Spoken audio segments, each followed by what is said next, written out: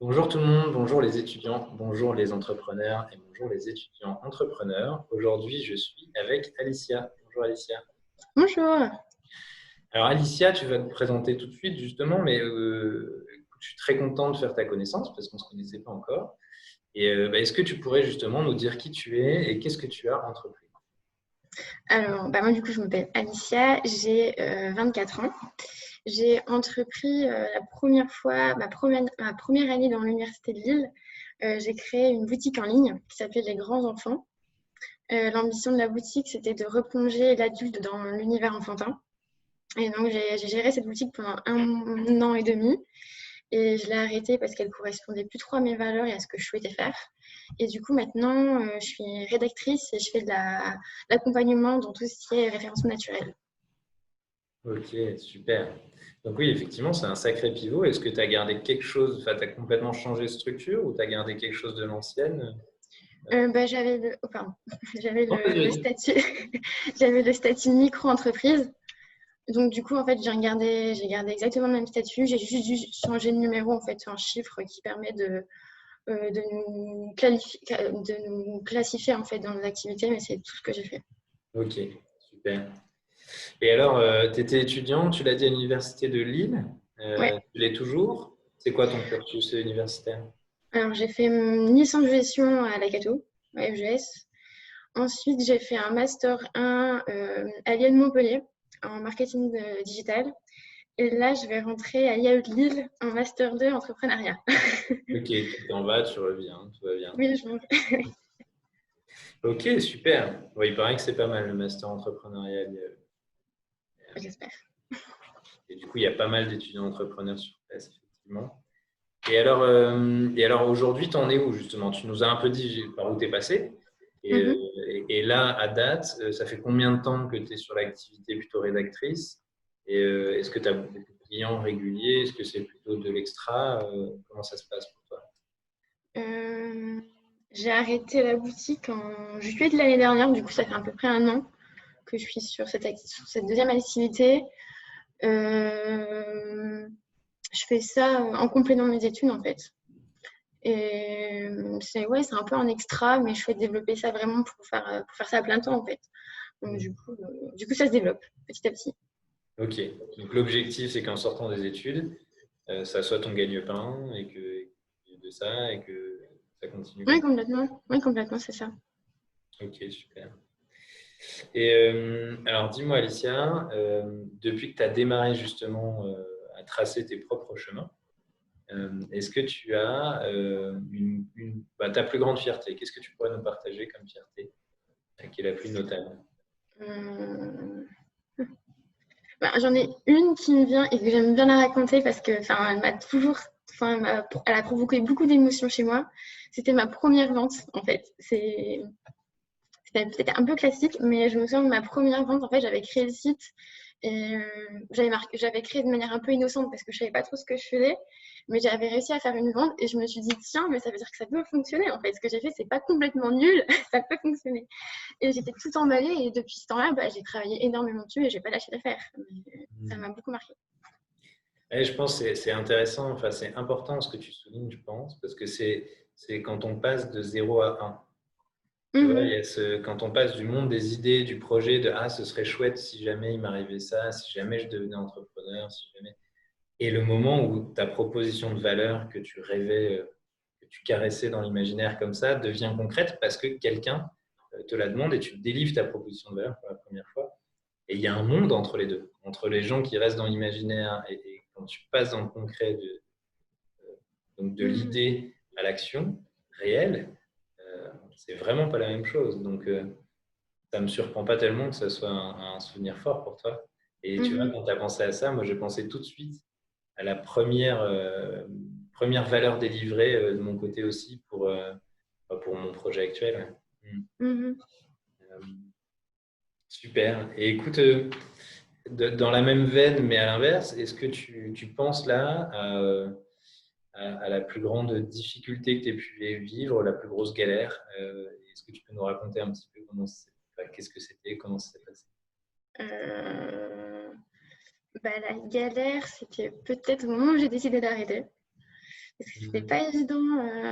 J'étais suivie en fait par de nombreuses personnes, que ce soit à l'école ou Pépite France. Enfin, il y avait pas mal de monde qui me suivait, même les membres de ma famille me suivaient beaucoup. Et quand j'ai dû arrêter, et ben, moi déjà j'hésitais beaucoup parce que j'aimais bien ce projet, mais il ne me correspondait plus. Donc du coup, j'étais dans le doute. Et il y avait tout mon cercle en fait qui était très déçu en fait. Il me disait pourquoi t'arrêtes? Moi j'aimais bien quand même, mais du coup ça m'a beaucoup fait douter et des fois je me dis bah non je continue, non j'arrête et c'était un gros moment de doute pour moi. Mm. Donc tu peux apprendre à s'écouter en fait. Bah oui, parce que tu ne le fais pas pour les autres, tu le fais pour toi. On ne peut pas vivre pour les autres et pour les attentes des autres, mais c'est vrai que ça peut être très très dur. Qu'est-ce qui faisait que ça ne te correspondait plus? T'as pu mettre des Euh, mots là-dessus? oui, il y a plusieurs choses qui faisaient que ça me correspondait plus. Déjà en fait les produits que je vendais ils venaient de Chine. Mhm. Donc, c'était bien pour commencer, mais au bout d'un moment, ça me fait d'un point de vue éthique. Bon, après, c'est discutable, hein, mais moi, ça ne me correspondait pas. J'aurais bien voulu créer un produit, vraiment créer quelque chose de A à Z, gérer le packaging, gérer la valeur, enfin, vraiment créer quelque chose de très fort d'un point de vue marque. Euh, ouais, c'était le côté aussi livraison. Pareil, c'était les frais de port qui étaient très, très, très, très, très chers, enfin, très chers et qui avaient de conséquences assez importantes sur l'environnement. Et la maîtrise des coûts aussi. Vu qu'il y avait pas vu que je ne fabriquais pas mes prix, enfin, je ne fabriquais pas les produits, et les coûts des produits étaient beaucoup plus importants que si c'était moi qui pouvais gérer toute la chaîne de production. Ok, ouais, donc il y avait une question de valeur derrière, et c'est intéressant. Et les gens qui ne voulaient pas que tu arrêtes, c'est parce qu'ils disaient t'es tellement bien parti, ça roule. En fait, le site, il a beaucoup évolué derrière. Enfin, moi, j'ai beaucoup appris. J'ai créé le site toute seule. Et du coup, on a du démarrage jusqu'au moment où je me suis arrêtée, on voit bien qu'il y a une évolution derrière. Et mes profs, en fait, me disaient ah, mais moi, j'aimais bien, ça a vraiment bien progressé, c'est dommage. Enfin, il y avait vraiment un univers enfantin, cocooning, et qui était à la fois attachant, en fait. Et du coup, je pouvais comprendre que. Mais voilà, même cet univers-là, qui était très licorne et paillettes, ne me correspondait plus non plus. Donc, il y avait ça aussi qui était alarmant. Voilà. Je peux comprendre. Et c'est vrai que euh, tu vois, là, ça fait écho un petit peu chez moi parce que j'ai fait une sorte de pivot aussi tout récemment là. Et où en fait, pendant peut-être 2 semaines, je me sentais pas bien, quoi. J'ai du mal à digérer le fait qu'il allait falloir changer, mais pas juste changer un peu, quoi. Que ça allait être un changement assez radical. Et donc faire le deuil de l'ancienne vie du projet. Et donc là, on est en train de relancer quelque chose de très différent, en fait, dans la manière de le présenter, de le construire et dans l'offre. Et maintenant, ça va vachement mieux. Mais c'est vrai que tu vois, enfin, ce que tu dis, ça me parle beaucoup parce que c'est vrai que c'est très, très. Euh, ça affecte vraiment une décision comme ça, d'un renoncement fort, et ça affecte beaucoup. Et alors, juste pour finir sur ce sujet-là, quand tu avais décidé à fermer justement cette boutique-là, tu avais déjà en tête le projet suivant ou est-ce que c'est venu un peu après? Comment c'est passé? Euh, c'est venu en même temps. Mhm. Parce que justement, en fait,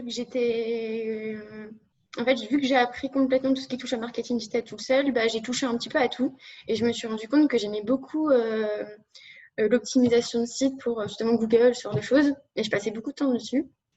Et il fallait bien que je montre à mes profs qui me suivaient l'évolution de mon projet. Et j'ai dû leur annoncer que je voulais arrêter ma boutique, mais il me fallait un plan B. Du coup, mon plan B, c'était ça. Et, et sur le coup, je l'aurais présenté, mais je ne savais pas trop si j'étais en mesure de pouvoir le faire parce qu'il y avait aussi un problème de crédibilité de ma part. J'avais un peu le syndrome de l'imposteur. Parce que enfin, voilà, j'avais aucune formation et je me dis, tiens, comment je peux faire ça? Et mes profs, en fait, m'ont dit que si tu sais faire ça, tu peux facturer, il n'y a pas de problème. Et en fait, rien que le fait d'en parler avec eux, ils m'ont dit, tiens, ça se voit que le projet te colle beaucoup plus, en fait. Tu en es beaucoup plus fier dans la manière dont tu parles, etc. Donc ça aussi, c'était assez intéressant. Et c'est alors le syndrome de l'imposteur, c'est quelque chose qui peut vraiment saboter beaucoup de prises d'initiative. Tu vois, il y a plein de choses de géniales que les humains auraient pu faire et qui n'ont jamais été faites et qu'on ne saura jamais à cause de ça, je pense, à cause de l'existence de ce putain de syndrome de l'imposteur. Ça y colle, Et, hein. Et en plus de ça, dans notre société, alors ça c'est malheureux, mais les garçons ont un petit peu moins, mais les filles ont beaucoup plus facilement le syndrome de l'imposteur. Et c'est pas facile à combattre, surtout seul. Ah oui, Et c'est vrai. heureusement qu'il y a des gens autour sur qui on peut s'appuyer et qui peuvent nous faire un peu comme un miroir, tu sais, nous renvoyer une autre image en disant bah non, vas-y, tu peux, c'est très bien ce que tu fais. Et notamment quand il s'agit de talent, quand il s'agit de choses qu'on fait vraiment bien, souvent on ne se rend pas compte à quel point on le fait bien par rapport à la moyenne, Mm. parce que ça nous paraît facile. C'est un peu la définition d'un talent, c'est que c'est facile pour nous, on adore le faire et les gens reconnaissent qu'on le fait bien. Et, et pour autant, et comme ils sont faciles et évidents pour nous, on a beaucoup de mal à se dire que Mhm. on le fait mieux que les autres et qu'on peut revendiquer ça. Enfin, c'est pas Oui, c'est facile, hein, vrai. cette affaire-là. Mm. Ah, c'est vrai, on dit beaucoup. Et, euh, et alors, pour ton activité, alors peut-être même pour l'ancienne et maintenant, ce serait intéressant d'avoir les deux regards. Euh, c'est quoi ton appréhension du travail en termes d'organisation de lieux de travail? Est-ce que tu consommes des lieux de travail extérieurs à chez toi? Est-ce que tu fais tout chez toi? Est-ce que tu as est-ce que tu as trouvé ton mode idéal? Et notamment si tu dois recevoir des clients, par exemple, est-ce que est-ce qu'il te manque des choses, tu vois? Il y a des besoins auxquels tu n'as pas vraiment trouvé de solution? Euh, je travaillais la plus grande partie du temps chez moi. J'avais un bureau et du coup, bah, il était consacré beaucoup à ça, comme actuellement. Après, ce que je faisais avant et que je ne fais plus aujourd'hui, c'est que j'allais travailler dans des cafés ou dans des petits espaces de coworking une fois par semaine et je pouvais rester une demi-journée là-bas. Euh, Là, je le fais plus trop parce que je pense pas, mais j'en ai quand même besoin. Parce que, en fait, ça permet de voir du monde. Et vu qu'on est entrepreneur tout seul, ben, on reste toujours dans notre monde, en fait, et on a vraiment besoin de partager et de sortir un peu la tête de l'eau. Et ça, c'est un vrai besoin. Et alors, ouais, et du coup, ce serait quel type de monde que tu aurais besoin de voir? Ce serait plutôt des gens qui vivent la même chose que toi? Ce serait des gens très différents pour t'ouvrir? Ce serait... Peu importe. Peu, peu importe, je pense. Et après, des personnes qui sont à peu près dans le même état d'esprit, je veux dire, peut-être entrepreneurs, parce qu'on peut plus facilement être aidé et aider les autres aussi. On a forcément. Enfin, on peut avoir des projets qui sont différents, mais à un certain point de vue complètement opposé et du coup s'aider. Ça peut être assez intéressant aussi. Hmm. Donc, voilà. Ok, super. Écoute, moi j'ai une dernière question pour toi, Alicia. Tu vois, qu'est-ce que la communauté, justement, des étudiants entrepreneurs qui regardent sur la mail, là, pourrait faire pour toi? Donc, est-ce que tu as une demande comme ça, une petite bouteille à la mer à envoyer? On ne sait jamais, on n'est pas à l'abri d'un coup de chance. Et donc, ça peut être un petit peu n'importe quoi, une mise en relation, un conseil, un coup de main, un déménagement, je sais pas, peu importe. Euh, euh, Ah, j'adorerais écrire pour un magazine. Voilà. Un magazine, d'accord. Oui. Et donc, tu aimerais qu'on puisse te mettre en relation avec des rédacteurs de magazines, avec, Ouais, éventuellement, ouais. Ce serait chouette. alors, je pousse un petit peu le truc parce que plus on fait une demande concrète et plus il y a de chances que on dit, ah bah si, ça y est, là ça me parle, je peux peut-être faire quelque chose pour toi. Et donc te mettre en relation avec quelqu'un de la rédaction d'un magazine, est-ce que tu as des magazines sur des thèmes en particulier qui te parleraient le plus?